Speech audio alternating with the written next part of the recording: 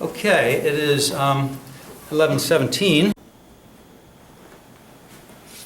Okay, over here we have priority of liens. What happens? If a vessel is arrested and they have a P&I club that they're paying their calls to, you never have to worry about any of this stuff. Because the P&I club issues a letter of undertaking, and just as a quick review, that does three things. It allows the court to retain jurisdiction over the vessel, even if the vessel is no longer in its possession. In other words, if the vessel has sailed, the court still has jurisdiction. Owner is consenting to that through their counsel in the letter of undertaking, or through their P&I club's counsel. Very important, the P&I is also agreeing to pay all proven claims. So now the claims can stay in court and be adjudicated, and P&I is going to pay anything that's proven. So the claimants, the lien holders, don't have to worry about their claims against the vessel because you've got a deep pocket, the P&I club, to pay for it. And then most importantly, it allows the vessel to sail. Without those other conditions, nobody would let the vessel sail. No claimant would want it. You have to have the court still be capable of adjudicating claims, and you have to know the money is there. But if you have those two things, no reason you can't let the vessel sail, and that's exactly what it should do in a commercially viable situation, instead of being tied up at the dock indefinitely, not making any money, and losing money, paying crew and overhead, etc. So that's the way it usually works out if a vessel is arrested. But there are certain vessels and certain owners that don't pay P&I clubs to maintain their coverage. And they tend to be the same ones that don't pay other people, like maybe suppliers of necessaries, that first item that we have on the other side. Or maybe even the seamen who are working on those vessels. Or maybe if they hit bridges, they try to dodge and not pay any money to the claimants who have millions of dollars of damage against the bridges. And they often finance these vessels with, guess what, ship mortgages. So imagine what happens if there's no P&I club to write a letter of undertaking. Well, the vessel sits there and the claims are adjudicated. Court, proceeds with it. Maybe there's a lawyer for the vessel owner, maybe they don't even put a lawyer there, but the claimants are still going to fight among each other because they know that if the vessel is sold at auction, which is the only source of money, there's not going to be enough to cover all the claimants. And usually the big single item is this preferred ship mortgage. And I wrote the name of the statute here, Preferred Ship Mortgage Act of 1920. I'm actually going to erase it now so we have a little more room to work with. It's in the reading. And now what I've listed, sort of a rough of what's on that other handout, is the priority of liens. And now this first one is technically not a lien. There's a Latin phrase, custodia legis, which really just means the legal cost of custody, the cost of keeping in legal custody, I think would be a better translation. So obviously the vessel's at arrest, under arrest, and somebody has to pay to maintain it at the dock. Could be U.S. Marshals, could be a substitute custodian, but it's costing X number of dollars a day, several hundred thousand, whatever. But there's money being spent keeping the vessel at the dock. When the vessel is sold, that gets reimbursed to whoever laid that money out. That's custodia legis. It's right off the top. It's technically not a maritime lien, but it's obviously the first thing that gets paid. It's not usually enough to really, use all the proceeds. Let's say the vessel. I gave an example here. The vessel sells at auction, and we got to make up some dates.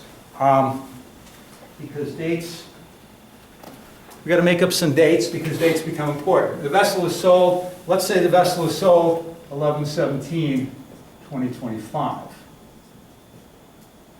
And the preferred ship mortgage was registered June 14th, 2024. So you've had some 17 months for more debts to build up against the vessel. And that's where this part gets interesting. No, this part. I'm sorry, I got this backwards.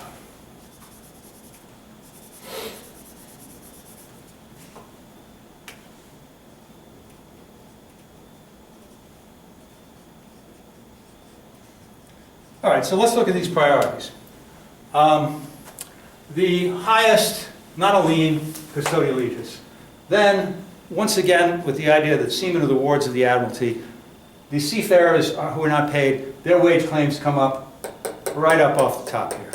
First one, and also maintenance and cure. Maintenance and cure is another sacrosanct principle of this idea that the seafarers are the wards of the Admiralty. So if there's money to be found, the people who are going to get the first chance of being made whole are the seafarers on that vessel. So, you know, the cost of custody off the top, Siemens wage claims, and any maintenance and cure that's due. Not necessarily the injury claims. You know, if there's a Jones Act Siemens claim or a unseaworthiness claim, they're going to go more into the general tort category. But that's all still pretty high up. So, okay, you've got the Siemens wage claims come off the top. And I'm going to go through the numbers over here. I made up a hypothetical with different numbers so you can see it. Then salvage, whether you want to call it contract, if it's contract salvage, or whether it's just pure salvage, that's also very high up on the priority list. So if there are salvors with valid claims, they'll get paid pretty much right off the top of the proceeds of the sale of the vessel. Then come all the tort liens, and we talked about the different types of tort liens on the other board, but personal injury and also you know, the allisions and collisions, you know, harm that the vessel did to some object or even people. I mean, Sunshine Skyway Bridge, there were deaths, so that falls under torts too. But, you know, even the physical damage to the bridge, those are all torts. So they're all pretty high up here. Now, before we get into this line here, the preferred ship mortgage. That was what Congress decided to create in 1920, and they made it so that what they call a preferred maritime lien fits in this particular spot in here. Now, it's behind all these other ones. Custodial allegiance, Siemens wage claim, salvage, tort, that all comes in ahead of the bank. So if that money is generated, the vessel sold for $1,042,000, and the mortgage is $2 million, you know there's not enough to go around. So the only ones who are going to get paid before the bank exhausts the remaining funds are those higher categories. So this is where it gets a little interesting. Contract liens, the only ones that are ahead of the Ship Mortgage Act are the ones that were registered before the mortgage was registered, or the ones that were incurred. They weren't necessarily registered. But let's say I sold fuel. This vessel, we recorded a ship mortgage on June 14th, 2024. We're selling it today, 11/17/2025. Well, in those 17 months, maybe this owner has really just had a party and just like, well, we're bringing all this fuel and we won't pay anybody, and we'll bring in all these provisions and we won't pay anybody, and all these suppliers of necessaries, yeah, we'll send you the check, don't worry, it's on its way. And then the vessel gets arrested and there's no money, right? They're going to lose out because they're after the ship mortgage is registered. The older ones, and there may not be very many of them, they're going to be the ones that were incurred before the ship mortgage is registered. Hasta luego, Maritime. Okay, so anyway, the priority is a little strange.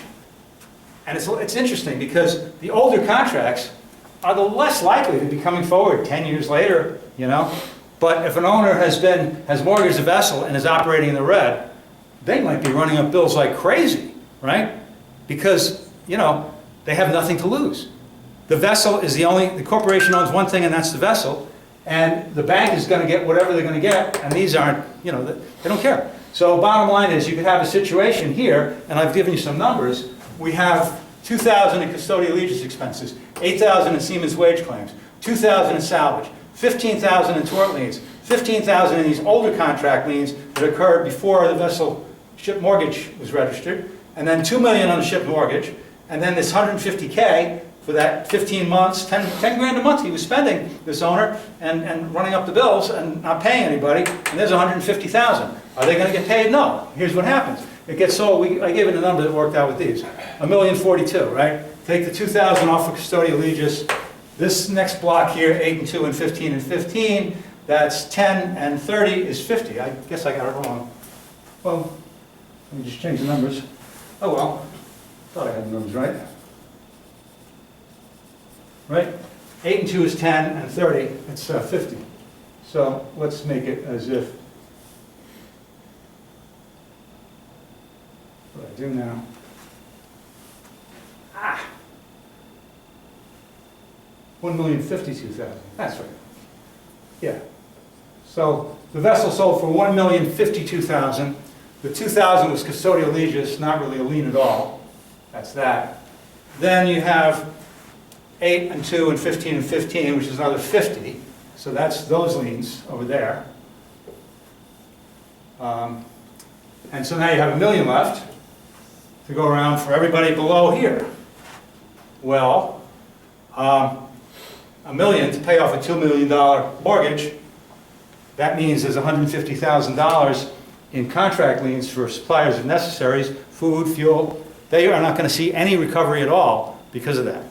Everybody get this? That's how it works. This is if a vessel is sold at auction. If you have a P&I club and there's a letter of undertaking, nobody has to worry about any of this. This is for the financially unseaworthy operation that's run, you know, by some fly-by-night owner, got a vessel that's mortgaged, running up debts, and this does happen. It's not common for vessels to be arrested and not get bailed out by a P&I club. But then again, it's not that unusual either. I mean, there's a lot of fly-by-nights in this business. So, you know, you will see it happen from time to time. And if you're in the industry, that's where you want to think about protecting your assets, because, or protecting your money. I have clients that are, you know, get very nervous when they start. I have somebody who supplies fuel, right? So he gets very nervous when, you know, the bills start to accumulate and he's worried about, you know, somebody disappearing in the night or going bankrupt or whatever, because he's going to end up shortchanged. Anyway, now I wanted to get into that one little nuance, which is a good sort of ending point. What happens if you have a vessel that is, it's got cargo on it, and let's take a hypothetical. This is actually how it originated in the District of Maryland in the 1940s, I think. The Henry W. Breyer, I think was the name of the vessel. They were so financially unseaworthy that they took on cargo, and they had the freight prepaid freight. In other words, the shippers paid the freight ahead of time to get it from Baltimore to wherever they were going. And then the cargo sat on the vessel, and the vessel was so bad off they never even got off the dock. I don't think it was propulsion related, it was finance related. But you know, there were other claims against them, they get arrested, they don't go anywhere, and now the cargo doesn't get delivered. So the original case, this Henry W. Breyer, all of the cargo claimants, all they wanted back was their prepaid freight. They said, well, we paid the money and our cargo didn't move, and we consider this financial unseaworthiness to be a tort that the court should recognize. And so it was kind of first-time case law, and the court actually recognized the tort of financial unseaworthiness. And they gave the money out of the fund when the vessel was sold back to the shippers who had paid that prepaid freight. They got their prepaid freight back. But if they hadn't recognized it as a tort, if it had been a contract claim newer than the mortgage, they could not have gotten their money back, because the bank would have eaten up the remaining funds before it reached their low level of new contract claims. They had just put the cargo on, they paid freight, that's a contract, the owner breached the contract, and the vessel was, you know, at auction, but they would be below the bank, and as soon as it got down to the bank, that was the end of the money. So the clever lawyers in the Henry W. Breyer case decided to plead the cargo claim in tort to get ahead of the bank, really. I mean, really what happens here is you get down this far, this is where it all ends, because this is a big amount of money. Generally speaking, in these cases where a vessel is sitting in a dock and owes a lot of people money, you might be able to pay off all the categories above preferred ship mortgage. But preferred ship mortgage is going to take whatever is left.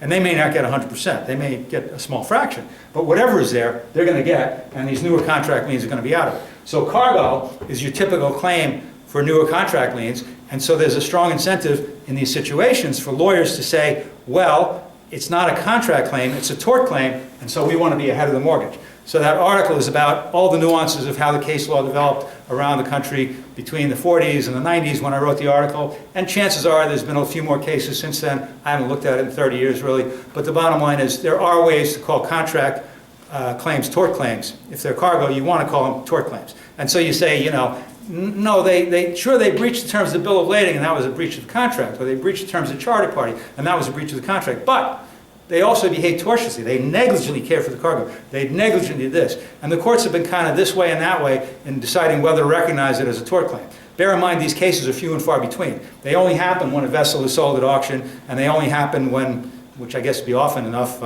lawyers think of trying to plead it as a tort claim rather than a contract claim. But that's the whole nuance thing that the whole article is written about. But that's much more than you'll need to know for any testing purposes. But it's something that those who watch this video in posterity and compare it to the article there can look at years from now, and it won't be years. But honestly, the article was written in '96. I don't think much has changed since then. I think the law is pretty much the same. Maybe there have been a few more cases. You know, if anybody feels like working the AI and seeing if you can find new cases that since 1996 or so that have pleaded cargo claims in tort to gain lien priority in situations where vessels are sold at auction. I'd love to hear about it, but not a requirement or an assignment.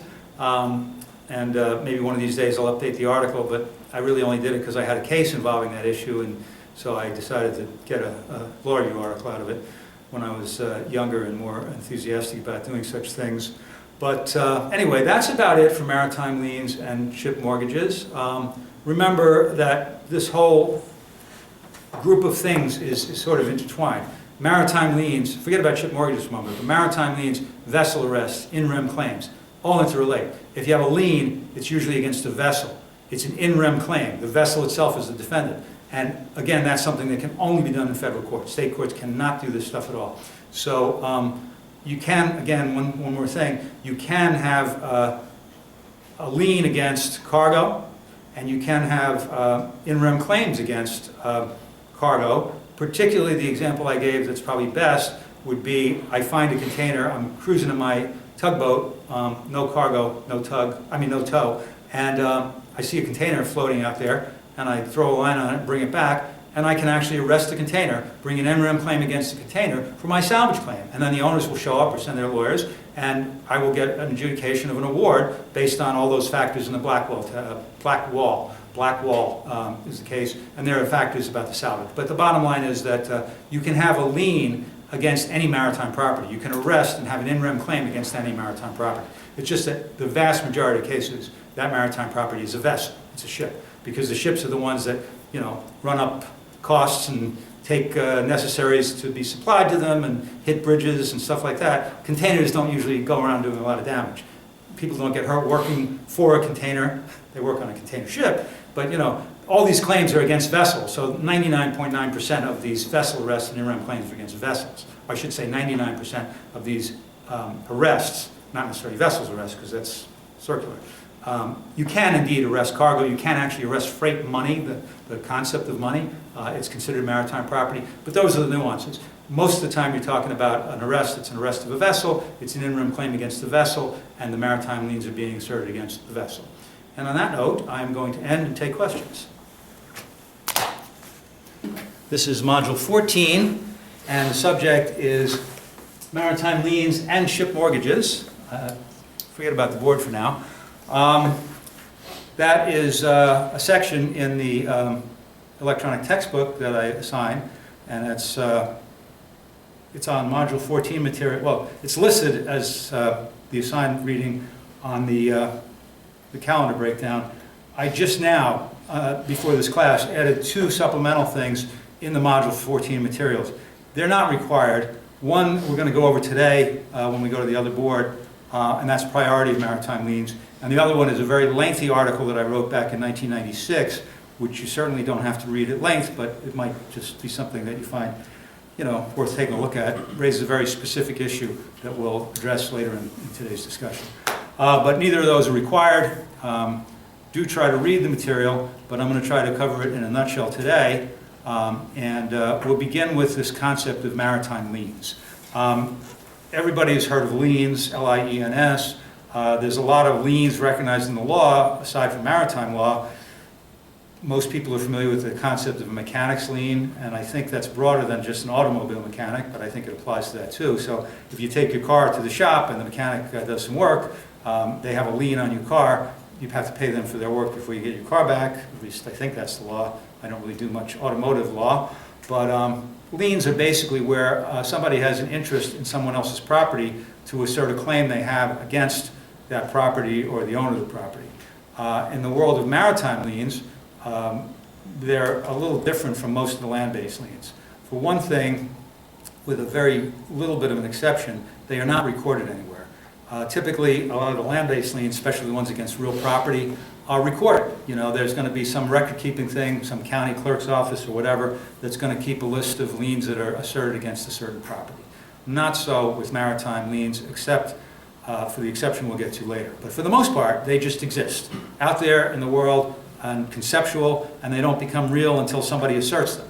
And then the question is, well, how do you assert them? The only way to assert a maritime lien is an in rem claim against, in most cases, the vessel.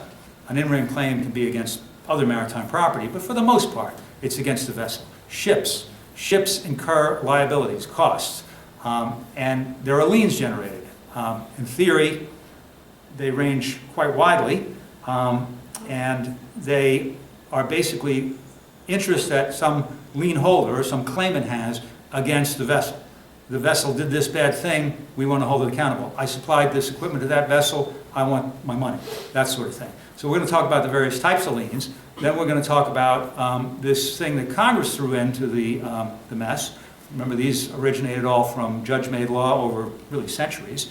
And then in 1920, Congress kind of jumped in with this other one, which we'll get to. That's the one in the box. I don't know how much is visible here. But bottom line is, there are many kinds. And the first thing we're going to do is talk about the different kinds of maritime liens that can arise. And these are not in any particular order. I wrote them down kind of in a conceptually understandable order rather than the priority, because priority matters later. Anyway, a supplier of necessaries. What do I mean by a supplier of necessaries? Well, it's actually pretty specific.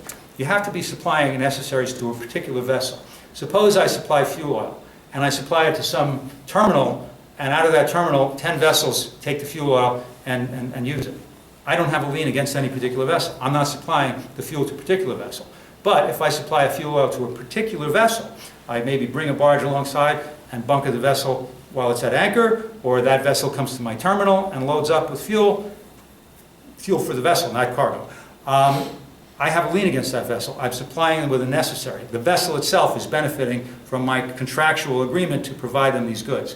And if they don't pay, I have a contract-based lien against the vessel itself. Sure, I have a claim against the owner, but separately and apart from that, I have a lien against the vessel. I can arrest the vessel and say, you owe me $40,000 for fuel, and if you don't either put up the money or get your P&I club to issue a letter of undertaking, you're not going to get the vessel out of the harbor until you're free from arrest. And then somehow the $40,000 will appear. You wouldn't really arrest the vessel for a mere $40,000, but that's the general idea. In any event, other necessaries could include provisions. Crew has to eat, right? So if I have a company that supplies vessels with food, bring my truck alongside, have my workers bring the stuff on board, I have a lien against the vessel for those necessaries. On the other hand, again, if I gave that food or sold that food to some central terminal at some pier, and the company has that terminal, and they then distribute the food to the vessels, I don't have a lien, because the lien has to be against an individual particular vessel. I supplied it to the vessel. There's a concept that's still alive and well called personification of the vessel. It's as if the vessel is the person, and I supplied it to you, vessel, and you are accountable. Or you, vessel, hit my bridge, and you, vessel, are accountable. That's the whole concept, really, in in rem jurisdiction. It's a bit of a fiction. Vessels don't have brains yet, although AI-driven vessels might get interesting. But anyway, that's one type. Salvage, by the way, I put these in two broad headings, contract and tort. Now, some of them are a little of both, a little of neither, right? Salvage, if it's contract, would be over here. As we recall from salvage, salvage can also be, and it won't be under tort, it's just its own thing. You can have salvage without a contract. And that's this unique maritime claim against the vessel. It's technically not a contract, but I just put it over here to put it somewhere. Okay, so salvage is another type of lien, and I put it on the contract side. Seaman's wage claims, definitely contract, because, I mean, either it's an unwritten contract or more often a written contract. The seafarers have got some kind of work agreement with the vessel, and they have wage claims. And when we see priorities, see that goes way up at the top. And I'll explain what the priorities mean later. But I'm just getting into the categories now. So seaman's wage claims, cargo loss or damage. Now, the reason I put these little notes here, cargo, you would think generally is going to be a contract claim, right? You breached the terms of that bill of lading, I don't want to say negligent, you didn't care for the cargo properly, I got it in worse condition than it was in, it's carrier's fault under COGSA, it's a breach of the contract. Well, sometimes, for reasons we'll get into when we get on the other side of the board, lawyers may want to plead them as tort claims, even though it's the very same claim. And the reason, again, has to do with priority of liens. Why do we care about priority? Because if the vessel is sold, if nobody satisfies those liens, like a P&I club doesn't come in, the vessel gets sold, and then there's usually not enough money to go around. So who's on the top of the chain matters. So sometimes lawyers will try to plead cargo claims in tort rather than contract in order to get up higher on that when they know that the vessel is going to be sold at auction and they know that there won't be any money left if they plead them as contract. That's what that long law review article is about, and you'll see that on Brightspace now. I just put it up about half an hour ago. You don't have to read it, I'm just giving you a preview. So anyway, those are like my basic contract liens. And salvage kind of is an oddball. If it's contract, salvage is contract. But it's also sometimes pure salvage, in which case it's neither contract nor tort. It's just a special maritime thing called salvage. There are also many types of tort liens, right? If you hit a bridge, an allision, or you hit another ship, a collision, those other players may be seeking money from the vessel, holding the vessel liable in rem. Again, if you have a pilot who's a compulsory pilot, not the servant of the owner can't be sued in personam, but the vessel can still be sued in rem for what the vessel did under the pilot's control. But that would be a collision claim or an allision claim that is clearly an in rem claim against the vessel. Some of these personal injury claims are also obviously part of only in rem, like unseaworthiness. I think if you remember, unseaworthiness is not against the owner of the vessel, it's against the vessel itself in rem. So unseaworthiness is one of the possible claims that seamen have, and occasionally, as we discussed earlier, pilots. That would clearly be a tort-based lien. Maintenance and cure, tort-based lien. That's one of the other remedies that seafarers have. Jones Act negligence, tort-based claim. So these are all tort-based liens that could arise because some claimant has a claim against the vessel in rem. So again, the maritime lien, it exists kind of conceptually out there. It's not necessarily recorded anywhere, but the assertion of it, to claim it, you have to arrest that vessel. And of course, arrest could also extend to other maritime property. For example, if I find a container out in the high seas and I tow it in and I want my salvage claim, I could arrest the container. I could take it and file a lawsuit against the vessel, against the container in rem, and seeking my salvage award. And then whoever the owners are of that cargo would probably come forward and we would adjudicate the case or settle it. But the bottom line is maritime property, all maritime property can be arrested. Most of the time that it's done against the vessel. And most of the time it's to assert liens like these, you know. Supplier of necessaries, salvage claims, not that often. Seaman's wage claims, hopefully not, but it happens. Cargo loss and damage, very common, but usually doesn't result in a vessel arrest. It could. Allision and collision, if they're big, they often do result in vessel arrest. Personal injury, probably not so likely to result in vessel arrest, but if a vessel is arrested, all these lien holders start coming forward. And you know, sometimes if the vessel is not covered by a P&I club, you get into a situation where the vessel is then sold at auction because there's nothing else left. I mean, the owner of the vessel is a corporation, and the corporation has one asset, and it's the vessel. So there is nothing else beyond the vessel. So the owner is essentially gone, and now you have only the vessel. And now I'm going to take this over to the other side, and we're going to talk about the situation in which all of these liens exist against the vessel, and the vessel has to be sold at auction, but surprise, surprise, there's not enough money to go around to satisfy all the liens. But before we go over to the other side, what about this box over here with the question mark? This, remember the chapter was about maritime liens and ship mortgages.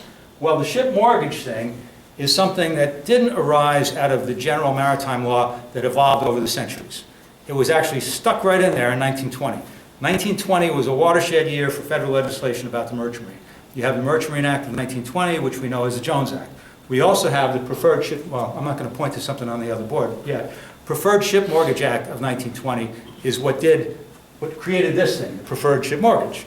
And what that did was allow banks to have more security against the vessel because after all, if you mortgage a house, it's pretty hard to take the house and float it away. I mean, if it's a houseboat maybe, but you know, real estate is kind of fixed in place, right? Whereas ships are exactly not that. They move around. So the idea was that if a vessel is arrested anywhere in the United States, the bank, the mortgagee, they have a priority here, a preferred ship mortgage that comes in somewhere on the hierarchy below certain claims and above others. And now when we go on the other side of the board, we're going to see where that fits in. Congress found a specific spot in the whole hierarchy. And by the way, the hierarchy is laid out better written than I have on the board over here in the other handout that I just put up on the Module 14 materials. That's only like 2 pages. So there's 2 handouts that I added in addition to today's reading. And one is that lengthy law review article about pleading cargo claims in tort to gain lien priority. And the other one is a very short 2-pager that's going to basically just lay out what we see on the board over here,